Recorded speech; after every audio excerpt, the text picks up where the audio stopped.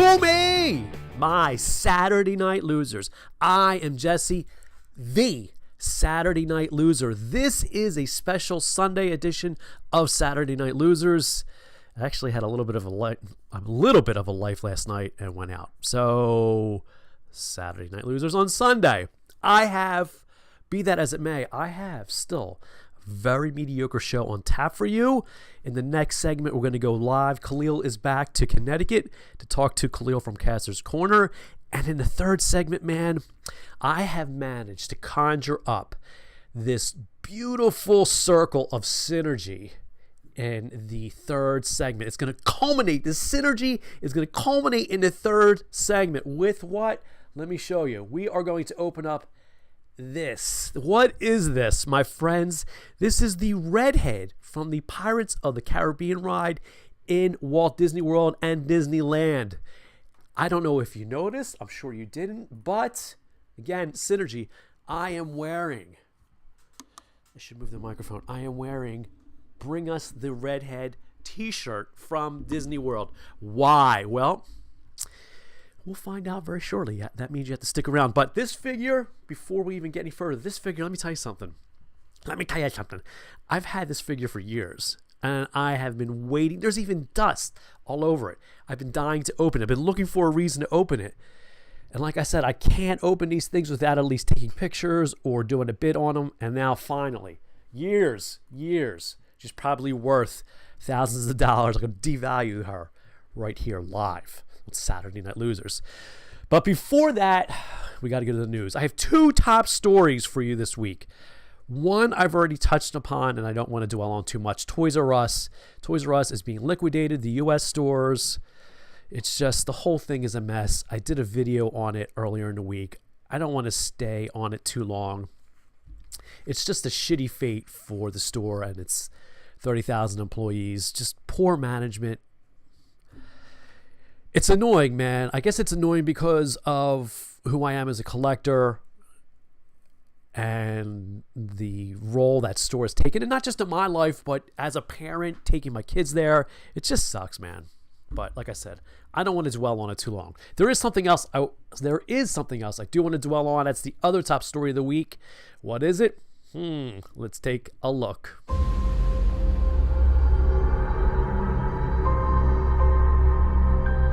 The entire time I knew him, he only ever had one goal. To wipe out half the universe. If he gets all the Infinity Stones, he can do it with the snap of his fingers. Just like that. Tell me his name again. Thanos. Look, I don't even know what to say about that. That is... I watched it twice on my phone because I was at work. I watched on this little screen twice, right? And I just couldn't wrap my small brain around it. There's so much in that Avengers Infinity War trailer, courtesy of Disney. That's the second trailer.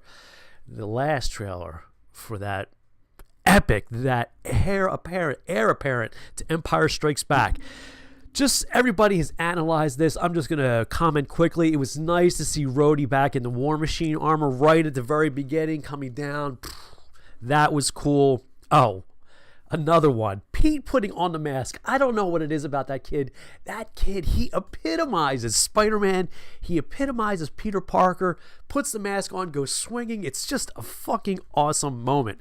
And then the drama. Thor getting his melon smushed by Thanos. God. So, is Thor dying? Who's dying? I don't want to talk about who's dying yet. We'll get to that in a minute. There's other things that we have to talk about. Thanos saying to Tony, I hope they remember you. How fucking dramatic. Oh. Speaking of which, what the hell is Ebony Maw doing to Doctor Strange? That is like something right out of that Pinhead movie. What the fuck is that movie called? I can't remember. It'll come to me when I'm asleep tonight. But the best part for me, the very best part, is Cap taking on Thanos. Only Cap has the nuts, the steel ones, to stand up to Thanos. Did you see that look on his expression? Did you see that expression on his face? Thanos would. Cap is not backing down. Oh my God.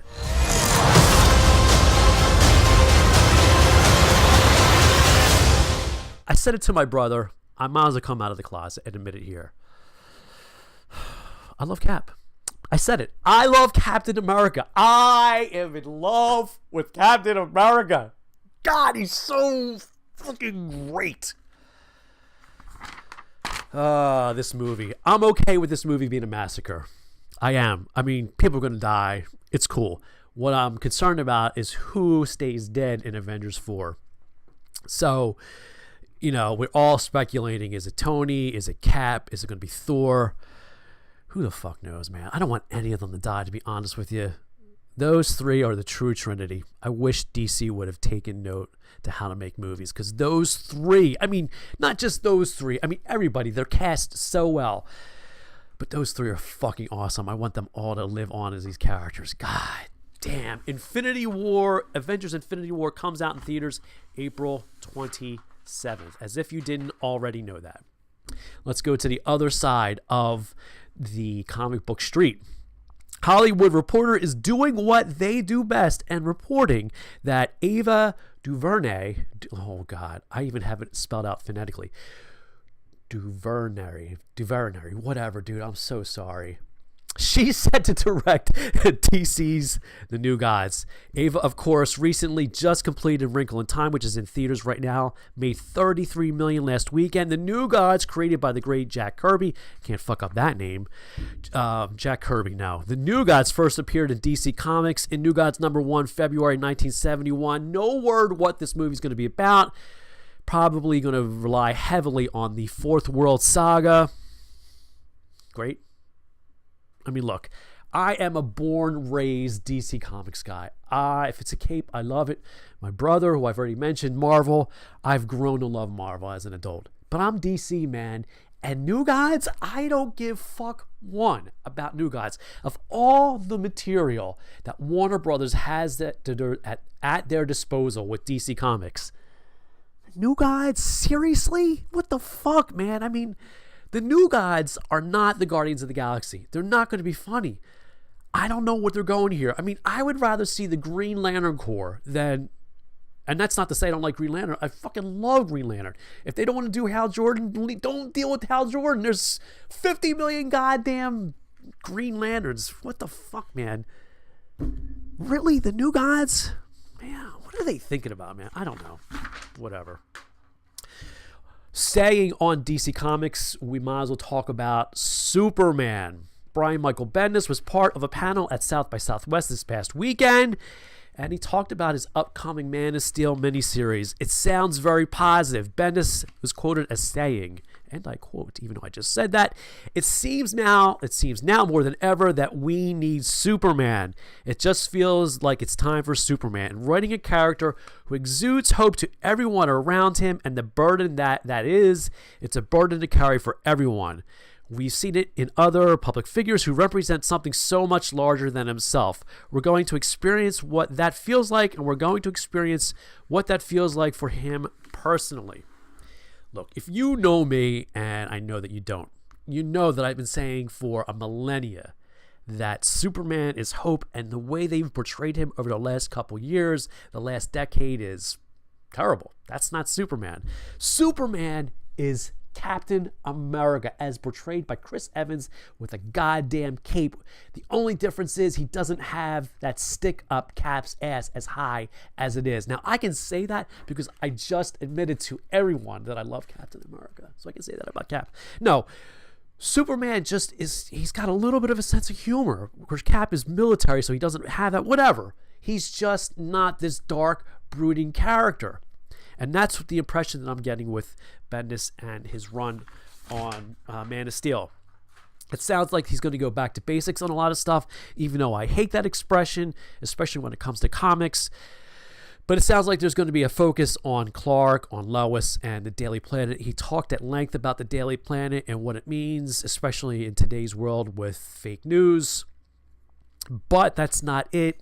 When it comes to Superman. In a tweet previous to South by Southwest, he talked about Supergirl, which is interesting because last month Supergirl and Super Sons were unfortunately canceled. That was in February.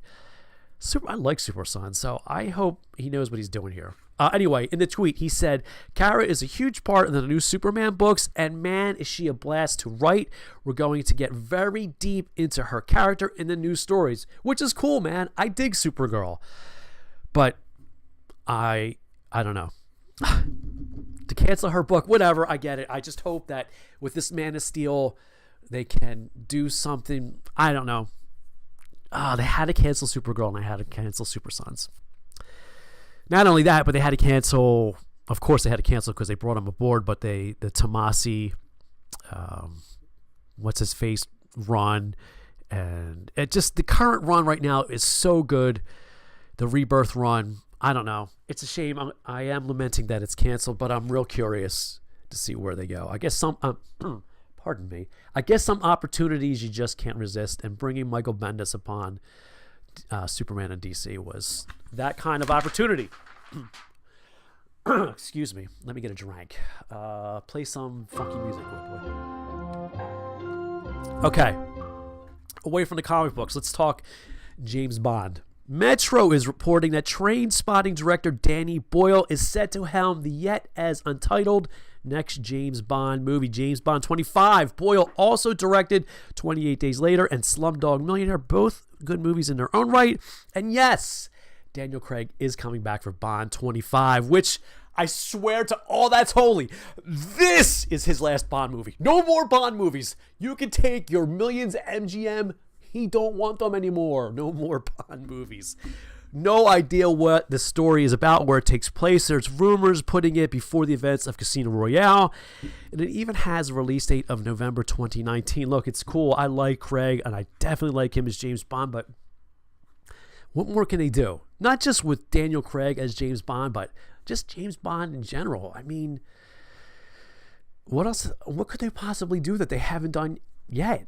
25 James Bonds? Oh, man, I don't know. The direction I see is taking it back like Incredibles and just making a period piece, but I'm an idiot in a garage without a jacket on, is freezing his ass off. All right. At the beginning of the show, remember how I was talking all this synergy? I mentioned this gal right here, right? I mentioned her, that we're going to open up her, right? And then I mentioned the t-shirt that I'm wearing, this redhead t-shirt. Well, here it comes. Collective gasp. InsideTheMagic.net is reporting that the bride auction from Disneyland's Pirates of the Caribbean is set to be removed. I know. I'm sad too. According to the Orange County Register, the ride will close on April 23rd to remove the bride auction. Don't be dismayed, okay? Because our favorite redhead is not going anywhere. In fact, she's getting a new role. She'll be assisting the other pirates, relieving the locals of their goods in the revised auction. What can you say, man? Change is, the one thing about change is that it's permanent. Change is expected. I don't know. Death and taxes, whatever that saying is. It's just a shame, you know. It's a shame is not right. It's not the right word. Just times change, man. I guess it's kind of like liking the General Lee and Dukes of Hazzard, or just liking the Dukes of Hazzard in general. I mean, they're just remnants of a time, of an era gone by. I don't know. It was a cool little thing, a cool little vignette in the ride, but so she's leaving. She's already been removed from Disneyland Paris. Like I said, she's going to be removed as of April 23rd at Disneyland, and she will be removed in the next refurb at Walt Disney World. Time waits for no one, including this show.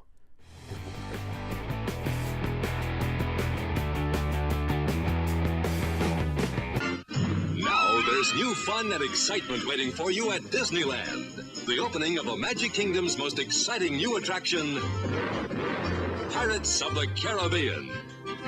Yo-ho, yo-ho, a pirate's life for me. Enjoy a rollicking adventure with the boldest crew of swashbucklers ever to terrify the Spanish Main. Bloodthirsty cutthroats attack a sleepy town. Yo-ho, yo-ho, a pirate's life for me. You're in the thick of the action as these three-dimensional pirates dunk the town's magistrate, auction its fair maidens, and set the whole village ablaze. Yo-ho, a pirate's life for me. Join the fun and excitement of Disneyland's newest and greatest attraction, an entirely new kind of family entertainment. Pirates of the Caribbean, an audio animatronic experience you'll never forget. See it now at Disneyland. Pirates of the Caribbean.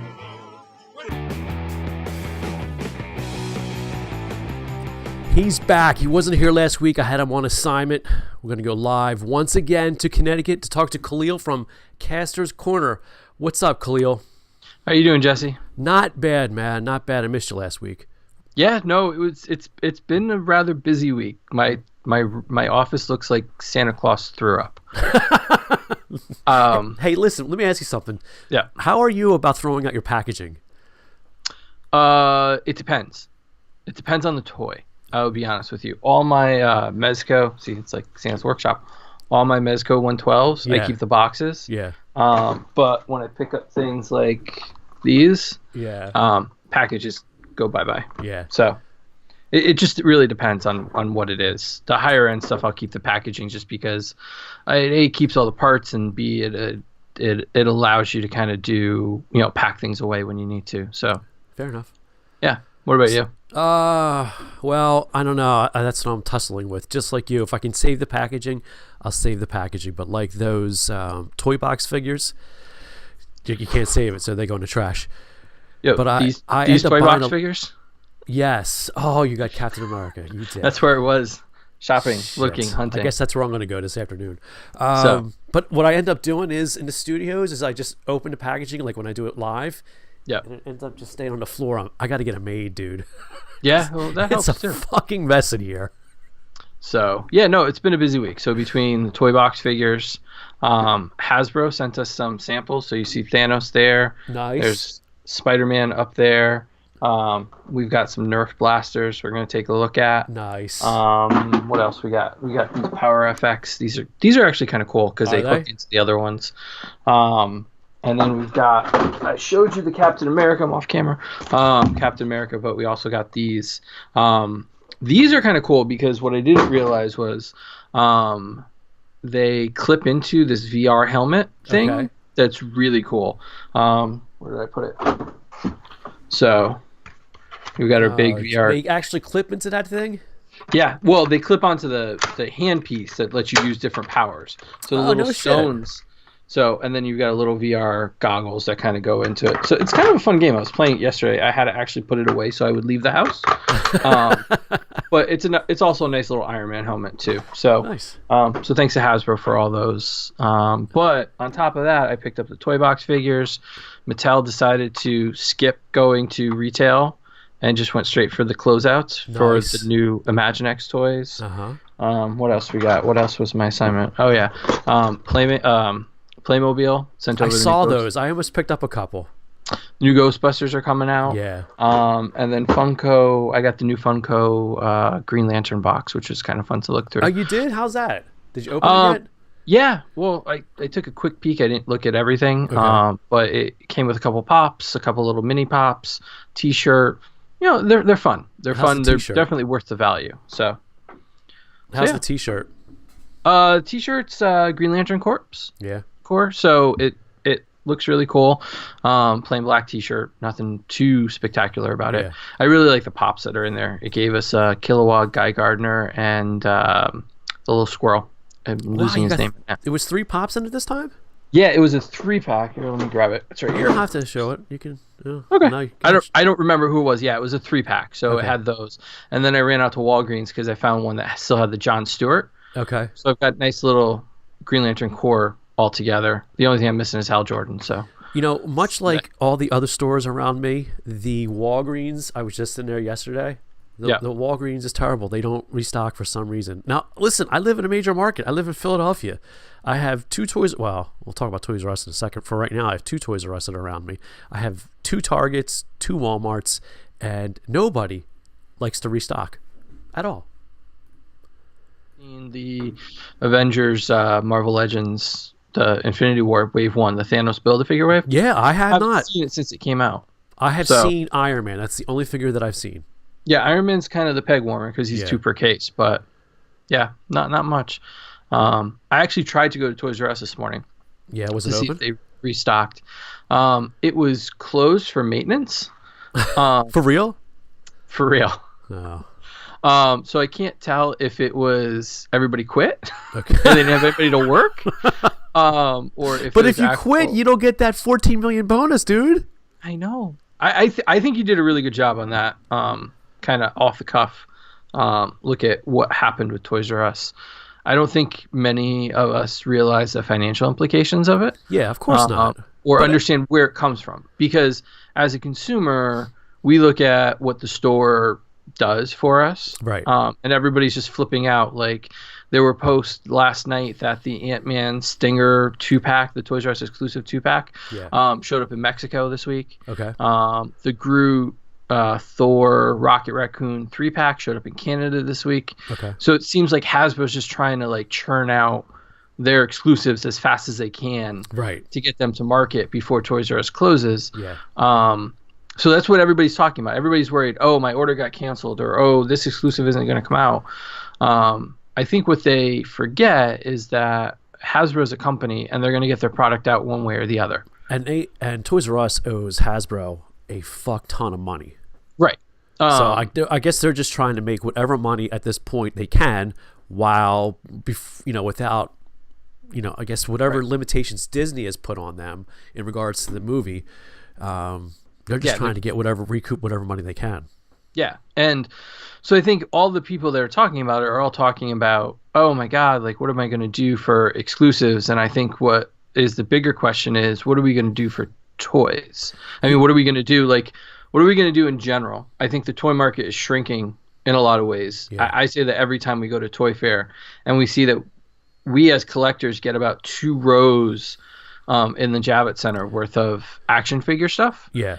And everything else is built towards everything. So, all those other companies, all the smaller companies are also losing their outlet. All the people are losing their jobs. The retail, it's going to impact, because I know that there are certain malls I go to just because there's a Toys R Us in the parking lot. Yeah. And not having a Toys R Us there probably would eliminate my need to go to that area. Yeah. So there's all these other implications other than I just can't get my toys. Well, a lot of the things that I've been seeing online are people are saying that they don't turn over stock quick enough. They don't put their stock out quick enough. The old stock lingers. They don't cater to collectors. And all of it is true. But the reason it's all true is, for what I said in that video, is it all stems from the debt that they have, because they have so much debt that they have to spend. And I don't want to get into the political or money shit, because I'm not about all this. But it just infuriates me, because the people don't infuriate me because they don't understand. It's the fact that this is the effect of them having to pay $400 million a year because they've got $5 billion worth of debt that they had to take care of first. So that leaves them with no money to clearance items that should have been clearanced a long time ago. That puts them on behind the ball on putting out new stock. And then forget about maintenance of the stores, the employees. The employees should be paid well. Right. It's just the whole thing is. Again, everybody, their points are totally valid, but it all stems from shitty management. Yeah, no, it 100%. And the inability. I saw another video online today. The inability to change with the market. Absolutely. That's another excuse I'm sick of hearing. Walmart and Target were all around before Amazon hit the internet, and they adapted. Toys R Us, but to me, again, that stems a little bit more from the greed of the 90s, where whoever was running Toys R Us back then, they were sitting, much like the music industry, they were just sitting and just racking in the bucks, so they didn't need to innovate. And then they get behind the 8-ball. Well, and the other thing was, and you kind of talk about that, it's not so much that Amazon killed them. Somebody also posted online saying that at the beginning, when Toys R Us did their online orders, it was through Amazon. Right. So you got customers used to, and I'm kind of quoting a video I saw earlier, somebody bringing up this point, of saying that you got customers used to buying toys and Toys R Us items from Amazon. Right. So why would they go to Toys R Us online? And to be honest with you, the last year, we were talking about this last night and saying that Toys R Us might live as an online store. It's a possibility for them to kind of get rid of stock and things like that. Yeah. Not that it's any concrete information, but in the past year, everything I've ordered online through them has been lost or not delivered. Yeah. So my trust in their ability to do online shopping is at a zero. Like they were holding up upwards of $600 worth of credit card charges on my card because they lost the orders, and didn't know if they were going to charge me or not. So that switch too, I think it all led to the decline. And I mean the store pricing, and you said they don't cater to collectors.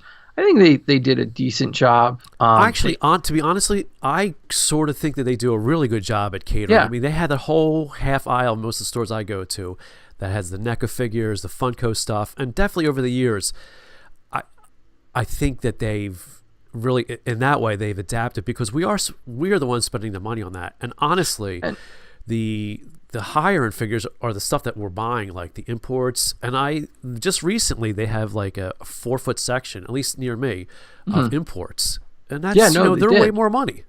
Yeah, and I think those are the other concerns that people are just worrying about. Where am I going to get my Hasbro exclusive Zuckus, or where am I going to get my Well, that I think is where people are complaining about. They don't cater to collectors. Is the Hasbro, the Marvel Legends, and the Black Series stuff that. I don't know how they order that stuff. I think availability of it, but that is very hard to get at Toys R Us. That is once you if it's work, it's legwork. But I think I worry about companies like NECA and Mezco that are putting out their general stock, and counting on these stores because Target and Walmart won't carry them. Right. Like they just won't.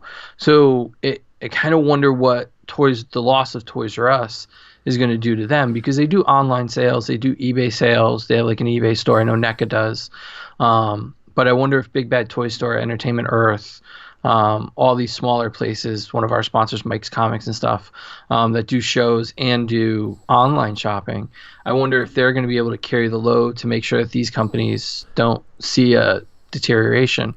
And the bigger question is, if Toys R Us is gone, and that's kind of like a very specific market, what's going to happen to comic shops? Well, I think I'm a little bit more positive, because this is going to be a huge vacuum and something has to fill this vacuum. So it may take a while, but I agree with you. I could see some version of Toys R Us living online. Honestly, I'm really surprised that somebody didn't come through and buy the company. I really thought that Amazon, Bezos would have bought the company, but the company must be so fucked that it's not worth it. And the thing is, the company still makes money. Yeah. So no, but I mean, if you look at as a shopping experience, it's terrible. They break street dates. So we were always guaranteed that if you went a month, 2 weeks, 2 months before something came out, and you were there on the right day, they didn't care what was written on the boxes. I mean, this was before even the closure talk. It's not just, this was last year before any of this stuff was going around. Yeah. They didn't care. So you wanted Legos a month before everybody else got them? Go to Toys R Us. Right. You want Marvel Legends and you know how to track, their item number? Go to Toys R Us. But then once the items are out, forget about it. Yeah. The first day the Lego items hit stores, Walmart already had them for 10 to 15 maybe more off the normal prices. So if you go to Target for a $19.99 set, you're going to pay $19.99. You go to Walmart for a $19.99 set, you're going to pay $17. Yeah. And if you go to Toys R Us, you're going to pay $23, $24. Well, and that's where I think that's the greed that they were running through in the 90s, because I don't know if you remember, it wasn't that long ago that they were selling Marvel Legends for $22. Yeah. No, and that's ridiculous when you could go. So Walmart will mark down. They don't really care what the company does. They'll if they can mark it down a couple cents just so they can show that they're under $19.99, they'll do that. Yeah, and so you can't compete with that. But Toys R Us could have found certainly other ways to compete with Walmart, and charging $22 for a figure 4 or 5 years ago was not the way to compete with Walmart. No, and Target's taking up that slack now, where Yeah. Target stuff is now $22, while Walmart's keeping it at the normal, MSRP. Yeah, I mean, it's going to be a loss. I think it's going to impact a lot of the local businesses because, like I said, I'm not going to drive an hour because there's a Toys R Us there. Yeah. And then I can hit a Walmart and a Target, and because I can BrickSeek. I mean, honestly, people say, don't say use BrickSeek. I use BrickSeek. It makes it easier to find the stuff. Yeah. And if I know that there's items in stock at Target and Walmart, then I'm going to go there. But I'm not going to drive out to Toys R Us, hit a couple restaurants, get lunch or breakfast, hit all the other places, then get lunch, and then do all the stuff. I'm not going to spend the day doing it. Yeah. So it's actually going to take away business, I think, in a lot of cases. But I don't know how much of that is going to be, how much of that is really going to impact whether parents are going to feel the same way, whether other people that shop there. And I was just talking to somebody too, the fact that Babies R Us is going under too. Yeah. There's no store for new parents to go get stuff. So there's a lot of things that I think are going to happen in the next year. Yeah. And I don't really know. I kind of wonder what Toy Fair is going to look like next year. Yeah. I think it's going to be very different. But I think 2 points I wanted to say. I think that this is an opportunity, speaking of the collectors and NECA and Mezco, I think this is an opportunity for Target to expand their little collector's niche that they have. If Toys R Us isn't going to carry it, I think if somebody's smart at Target, this is a great way they can expand it 4 more feet and put more of that kind of stuff out there. Yeah, but are they going to put the horror stuff that NECA has? No, absolutely not.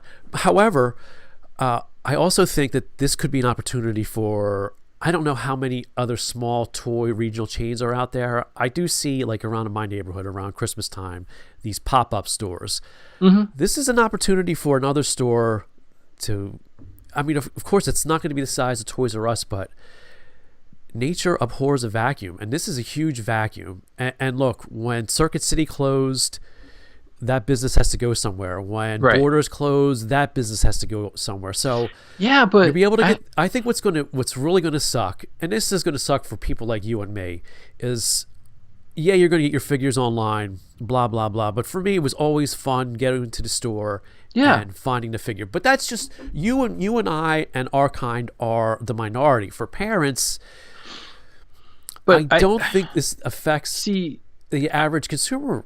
I think it will because, and this is just because of what happened. Like, so Radio Shack closed last year. Yeah. Okay. So I used to be able to go to Walmart or Target or Best Buy and get batteries, you know, like the little batteries for your key fob and all that stuff. Right. And I'd be able to go anywhere and get them. Right. So Radio Shack went out of business. Mm-hmm.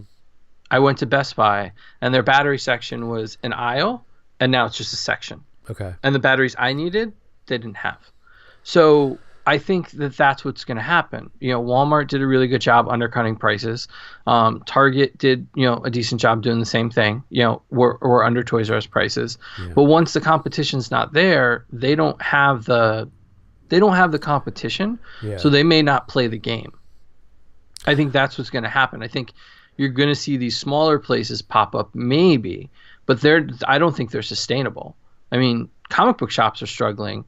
So I don't see these little pop-up toy stores being a sustainable thing that's going to actually fill the gap that Toys R Us leaves. But the only reason that I think that it's still a possibility is that, again, Toys R Us makes money. They're profitable. They're saddled with debt. So that to me says there's still a market for toys. No matter how young the age gets where kids stop playing with toys, kids are always going to play with toys. Things go in cycles. The thing with comic shops is comic shops are based on comics, and that's a whole nother subject. The core of their business is unfortunately an older generation and that doesn't really care about comics. And this, I was thinking while you were saying that, this could help comic shops if there's a way for them to adapt. I know you can order stuff through Previews, their distributor, but you can only order cases. This could be an opportunity for comic shops, and this is just off the top of my head. For them to expand business, and this could, in a way, help comic shops. I don't know. Well, but I just think there's such this. Listen, I'm not saying this is good at all. I just think that this. It's an I don't opportunity. know if it's the end of the world. It's an opportunity, but you also have to worry that comic shops are going to do what Toys R Us did, which was saying these are collectible items. This is a collectible market. So we're going to charge 20% more because we don't have the turnaround that a Walmart or a Target does. So, we're also going to be saddled with these higher prices, and the more people buy, comic shops they play the collectibles game, so they're going to up and up and up and up things. So I kind of want to see where this whole thing kind of takes us. And I think it'll be different. I think it's going to be interesting, and I think there are a lot of opportunities for other things for us to kind of talk about and get into. Yeah. So, well, I don't know. We'll see. All right. But I'm going to miss it. Yeah. I'm going to miss, that's where I was last week. I went to... Go ahead. Sorry, go ahead. No, I was saying to you earlier that I haven't really bought anything from Toys R Us in a long time. I still go to the store because I keep hoping that something will be there. So around me, there's, just like you said, there's a Toys R Us, there's a Walmart, and then the other Toys R Us is a Target. So it's just like ding, ding, ding, ding, ding. You go right down the row. Yeah. And it is. It's going to leave a... But this affects you and me and our kind. And again, we're a minority, and I don't think that we are a profitable minority.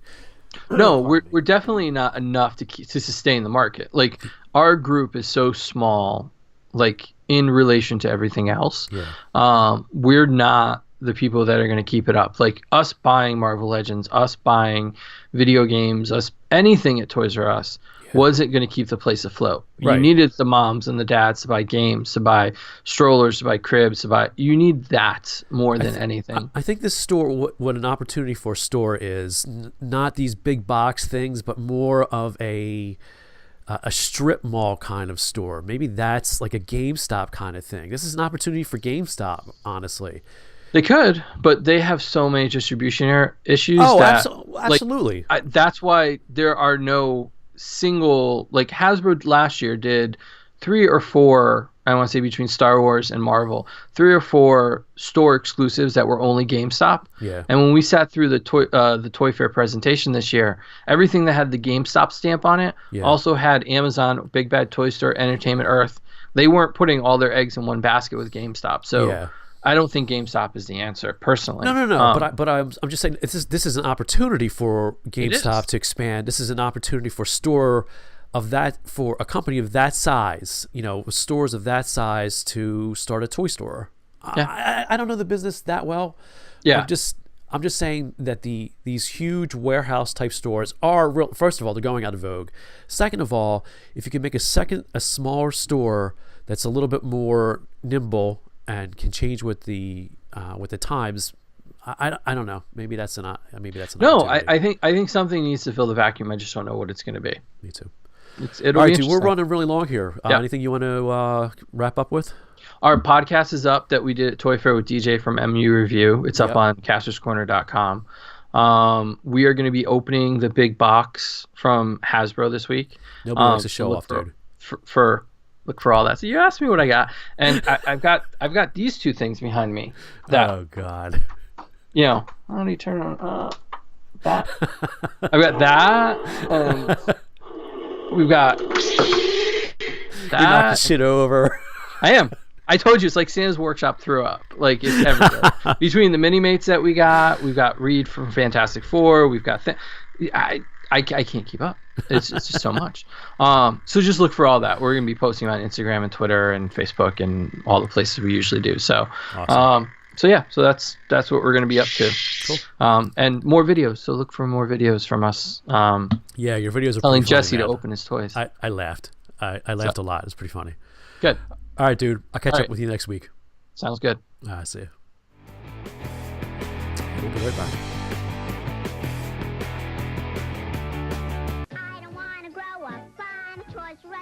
They got a million toys at Toys R Us that I can play with. I don't want to grow up. I'm a Toys R Us kid. They got the best for so much less. You really flip your lid. From bikes to trains to video games, it's the biggest toy store there is. Gee whiz! I don't want to grow up, 'cause baby, if I did, I couldn't be a Toys R Us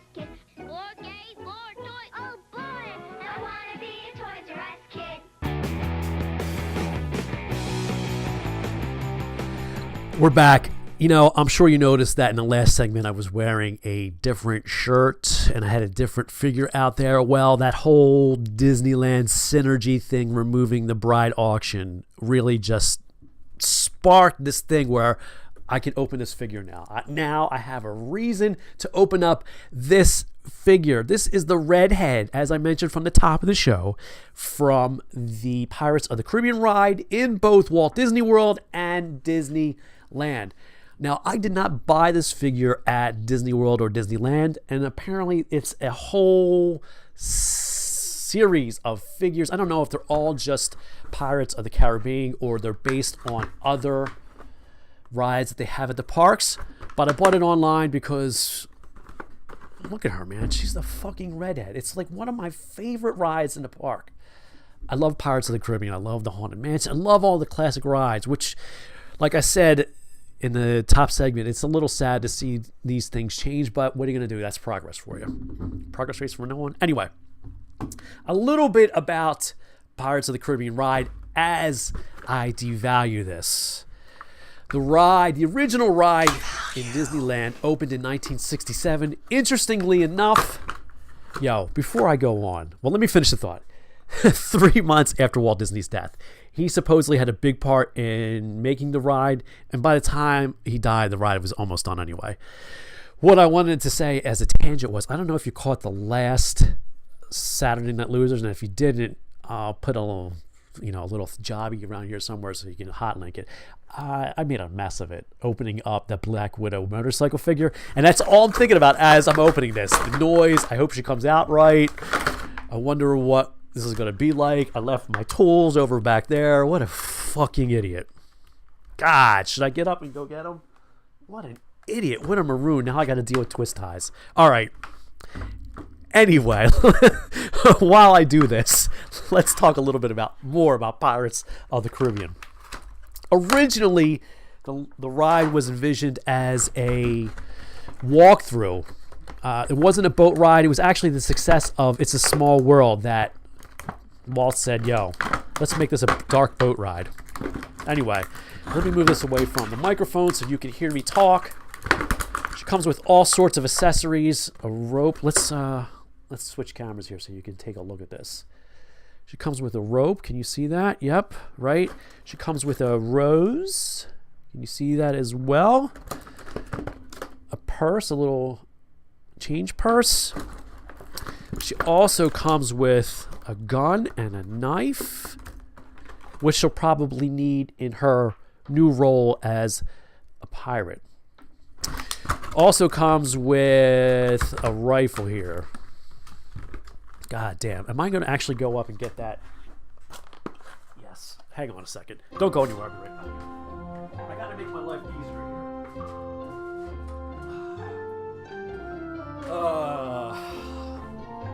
Now, see, here's the thing, folks. If this wasn't live, I would have just cut all that shit out. But you're watching it live, and that's what happens. Everybody says, oh, do live shows. They're so much fun. They're so great. And that thing just fucking hit me in the head. Anyway, back to Pirates of the Caribbean. The ride, and I did not know this, the ride features 75 audio animatronics of pirates and villagers, which I thought is very interesting. There is her rifle, which she's going to need, as I said, as a pirate. Come back to me. There's also 53 audio animatronics of birds and other animals, like in the tiki room, the tiki room.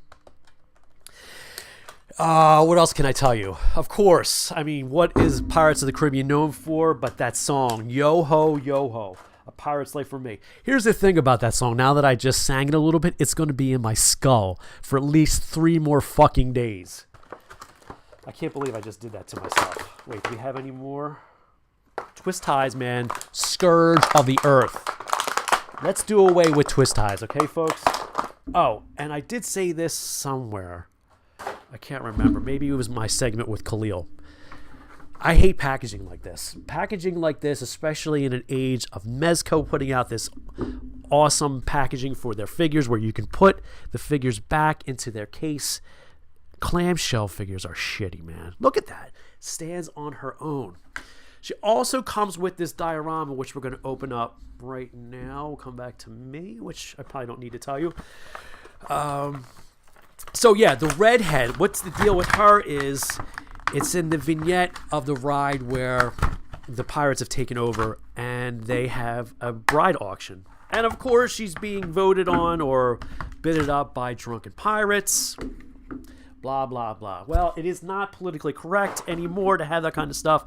So she, as I said in the first segment, is getting an upgrade as a pirate. It was first announced in 2017 that she was getting that upgrade, and they were going to remove the bride auction from all the rides.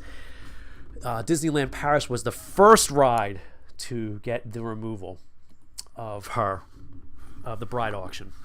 There is, let's move her for a second. There is her little diorama. That goes in here. Maybe it goes like that. Maybe like that. Like that. No, that one goes there like that. There you go. And that one goes there like that. Maybe. Perhaps. Are we on me? Let's go back to me so I can tell you some more interesting facts while I try and get this goddamn barrel on here. You know what? If this is not going to stay on here, I'm not going to leave it on here. The YFN J-Man Studios are cold. Actually, the Newsbox Studios are always cold. So what we do is we never do live head swaps. Fortunately, we don't have... I guess it would help if I aligned it right. We don't have to change any heads or change any... Oh, fuck it, man. We don't have to change any arms or hands, head, shoulders, knees and toes, knees and toes. Okay, there's the diorama. Fuck the... we'll put that right there. Now, the figure herself... let me just wrap up that thought. Yeah, Disneyland Paris already had the bride auction removed. As I mentioned in the first segment, it's happening in April at Disneyland here stateside and Walt Disney World when the ride goes down for refurb. However, let's take a look at this figure. Oh, and by the way, I'll have plenty of pictures of this figure and the diorama with that goddamn barrel where it's supposed to be on my website, the-newsbox.com. Now, back to the figure. She is... Now, I don't know how you feel about figures that come from like resorts or anything. They're usually not that great, but this is a pretty cool figure. First of all, the sculpt is really well done.